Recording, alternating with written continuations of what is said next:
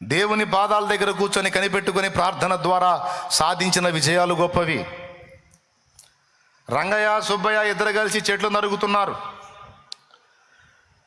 సుబ్బయ్య ఏమో మొదలు పెట్టుకొని పొద్దున్న నుంచి సాయంత్రం దాకా నరికాడు.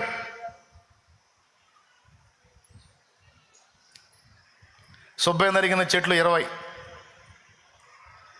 రంగయ్య అప్పుడప్పుడు కూర్చుంటున్నాడు, మధ్యలో లేచి కొడుతున్నాడు, అప్పుడప్పుడు కూర్చుంటున్నాడు, మధ్యలో లేచి కొడుతున్నాడు. తీరా రంగయ్య కొట్టిన చెట్లు చూస్తేనే 60. పొద్దున్న నుంచి సాయంత్రం దాకా తెంపు లేకుండా సుబ్బయ్య కొట్టిన చెట్లు 20 అయింది. మధ్యలో కూర్చుంటా కాస్త అలుపార్చుకుంటా రెస్ట్ తీసుకుంటా అడపా కొట్టిన రంగయ్య 60 అవ్వటం ఏంటి? ఎవరు ఎక్కువ కావాలి? పొద్దున్న నుంచి సాయంత్రం దాకా తెంపు లేకుండా నరికేవాడు ఎక్కువ కావాలి. మధ్యలో కూర్చుంటా లెగుస్తా అలుపార్చుకుంటా కొట్టేవాడి తక్కువ కావాలి. ఈయన 20 అయితే ఆయన 10 కావాలి. కానీ 60 ఎట్లయినాయి? సింపుల్. సుబ్బయ్య ఏమో దాని అవతారం ఎట్టుందో చూసుకోకుండా అదే పనిలో నరుగుతున్నాడు. 4 నరికేసరికి దాని పదును పోయింది. ఇక ఆ మొద్దు దాన్ని తీసుకొని నరికితే ఇటు గూడలు పోయా, ఒళ్ళు గుల్లైపోయా, చెట్లు దెక్కపోయా. రంగయ్య చేసిన పని ఏంది?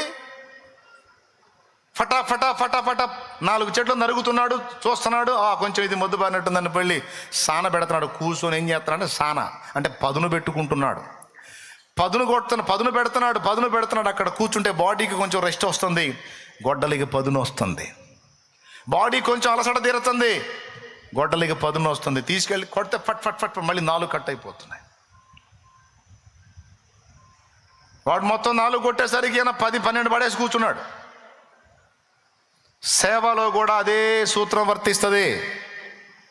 దేవుడు మనుషులను చెట్లతో పోల్చాడు. సేవలో కూడా అదే నీతి వర్తిస్తుంది. మనము ఆయనతో ఉండాలి,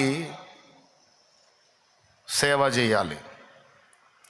ఆయనను పక్కన పెట్టి సేవ అంటే కాదు, నీ వల్ల కాదు. నీ బతుకంతా తిప్పలబడ్డా ఎగిరెగిరి దంచినా ఏ గింజలు అన్నట్టు అయింది నీ బతుకు.